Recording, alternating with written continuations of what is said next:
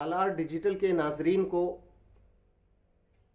मसूद हसास का कुवैत की सरजमीन से आदाब और सलाम कबूल हो। नाजरीन, मैं सालार डिजिटल के हुक्म पे आज के मुबारक दिन के हिसाब से मौलाना अबुल कलाम आज़ाद रहमहुल्लाह की ज़िंदगी के कुछ नुकात पेश करने की कोशिश करूँगा।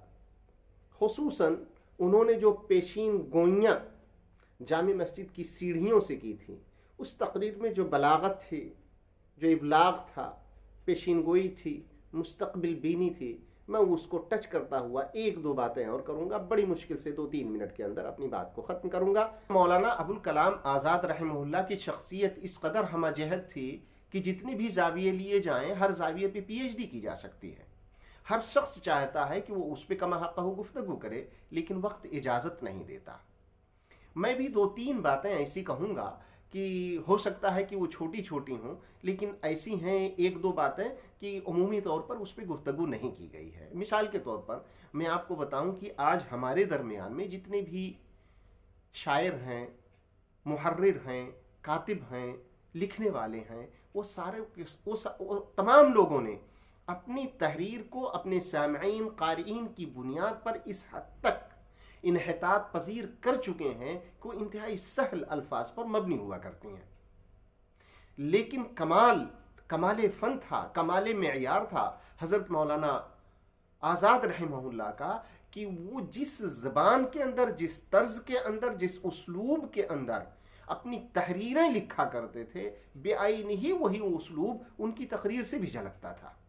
ये बहुत बड़ी बात है। यही वजह है कि आप उनकी तकारीर को अगर इकट्ठा करके शाये कर दीजिए तो आप उसे गुबार खातिर वगैरह जैसी किताबों के साथ रख करके देख लेंगे, हर शख्स यही कहेगा कि एक ही आदमी का तर्ज निगारिश है। तो अल्लामा अबुल कलाम आज़ाद रहमहुल्लाह का एक ख़ास वस्फ़ ये था कि चाहे तकारीर हों या तहारीर हों, वो एकसा उसलूब के हामिल थे। उन्होंने कभी मेयार से समझौता नहीं किया। और हमारे जैसे लोगों के जैसे जो अभी आवामुन्नास की बुनियाद पे अपनी तहरीर को मुकम्मल गिरा के लिखते हैं, सहल अल्फाज पे मबनी हो जाते हैं, ऐसा उन्होंने नहीं किया। दूसरी बात यह है कि मौलाना अबुल कलाम आज़ाद रहमहुल्लाह मुवहिद थे और बड़े पुख्ता घराने से थे। उसके बावजूद भी उन्होंने कभी तशद्दुद का रास्ता नहीं अपनाया। यही वजह है कि जैसे मिसाल के तौर पर अगर कहा जाए तो वो सल्फी घराने से ताल्लुक़ रखते हैं। आजकल सल्फियों के मुतालिक गुफ्तगू करेंगे तो लंबी सी दाढ़ी, इतनी लंबी, 1 बालिश, कभी कभी 2-2 बालिश, और उसके बाद में बहुत ऊंचा जुब्बा होता है। उन्होंने इस तरह से अपनी शक्ल नहीं अख्तियार की, बल्कि उन्होंने दाढ़ी को बहुत छोटा रखा। और उसके अलावा उन्होंने जो लिबास अख्तियार किया वो उलमा का लिबास अख्तियार किया। बहुत सारे लोगों ने उस ज़माने के अंदर फैंसी ड्रेस अपना लिया था, 3 पीस पहन रहे थे, लेकिन उन्होंने उलमा के ड्रेस को अपनाया। एक जानिब वो तशद्दुद से दूर है, दूसरी जानिब उन्होंने अपनी तहजीब को इस हद तक अपने ऊपर लादे रखा, या अपनी तहजीब को उन्होंने मोहब्बत की निगाहों से देखा कि उससे कभी बगावत नहीं की। यही वजह है कि आप उनकी तमाम तस्वीर को देखेंगे, वही तकरीबन एक ही लिबास होता है जो कि उलमा का लिबास होता है। और इससे भी बढ़कर के एक बात बताऊं आपको कि मौलाना अबुल कलाम आज़ाद रहमहुल्लाह ने जो कुछ भी कहा था वो हर्फ सच साबित हुआ। बहुत ज़्यादा दिन की बात नहीं है। आपने देखा कि उन्होंने कहा था कि पड़ोसी मुल्क अगर इसी तरीके से रहा, अगर ऐसा हुआ तो वो 2 लख्त हो जाएगा, और 25 से 30 साल नहीं गुजरता है कि वो 2 लख्त हो जाता है। सबब उन्होंने जो कहा था, लिसानियाती सबब या दूसरे जो भी असबाब गिनवाए थे, सेम हर्फ बहर्फ वही साबित हुए। इसके अलावा उन्होंने कहा था कि ये चूं-चूं का मुरब्बा बन जाएगा। जाहिर सी बात है वही हुआ। अभी जो हालात बने हुए हैं उसके अंदर बाज़ हजरात तो ये लफ्ज़ कह रहे हैं, पड़ोसी देश के लोग ही कह रहे हैं कि ये पहला मुल्क है कि फ़ौज 75 साल से मुस्तकिल गद्दारी करती चली आई हुई है। ये उनके अल्फाज है, मेरे अल्फाज नहीं है। कमाल की बात है। वो कहते हैं कि पहली फ़ौज है कि जो खेत भी बेचती है, बिल्डिंग भी बना के बेचती है, चक्की का आटा पीस के बेचती है, घी बेचती है, तेल बेचती है, बूट बेचती है।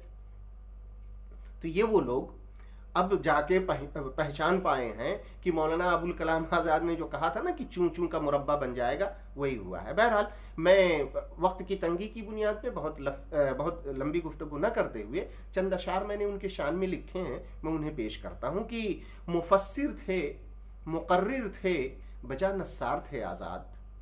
مفسر تھے، مقرر تھے، بجا نثار تھے آزاد۔ جہالت پر جو ٹوٹی وہ سخی تلوار تھے آزاد۔ جہالت پر جو ٹوٹی وہ سخی تلوار تھے آزاد۔ سیاست کے امی تھے، صاحب گفتار تھے آزاد۔ سیاست کے امی تھے، صاحب گفتار تھے آزاد۔ تبھی تو اس طرح سے محور زنار تھے آزاد۔ تبھی تو اس طرح سے محور زنار تھے آزاد۔ وہ چاہے میمنہ ہو میسرہ ساقہ ہو یا ہو قلب، وہ چاہے میمنہ ہو میسرہ ساقہ ہو یا ہو قلب، محاذ علم کے ہر موڑ کے سالار تھے آزاد۔ اور جمود آدمیت سے انہیں الجھن سی ہوتی تھی، جمود آدمیت سے انہیں الجھن سی ہوتی تھی۔ عمل میں طاق تھے اور مغز کے بیدار تھے آزاد۔ اور وزیر اولی تعلیم کی خاطر اگر ٹھہرے، وزیر اولی تعلیم کی خاطر اگر ٹھہرے، شواہد اس پہ نازاں ہیں، بجا حقدار تھے آزاد۔ اور فقط اتنا نہیں ان کی ادارت محور فن تھی، فقط اتنا نہیں ان کی ادارت محور فن تھی، عمومی گفتگو میں بھی بہت تہدار تھے آزاد۔ اور خوشا آنکھیں کہ مستقبل کے من میں جھانک لیتی تھیں، خوشا آنکھیں کہ مستقبل کے من میں جھانک لیتی تھیں، زہ قسمت ہمارے قافلہ سالار تھے آزاد۔ اور ہمیشہ قوم کی خاطر قلم کو روشنائی دی، ہمیشہ قوم کی خاطر ہی تو بیمار تھے آزاد۔ اور ہمارا فیصلہ ہے اور ہے 100% حتمی، ہمارا فیصلہ ہے اور ہے 100% حتمی۔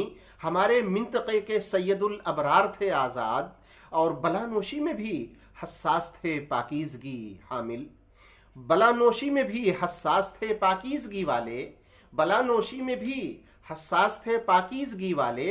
زمانہ متفق ہے چائے کا معیار تھے آزاد، اور مفسر تھے، مقرر تھے، بجا نثار تھے آزاد۔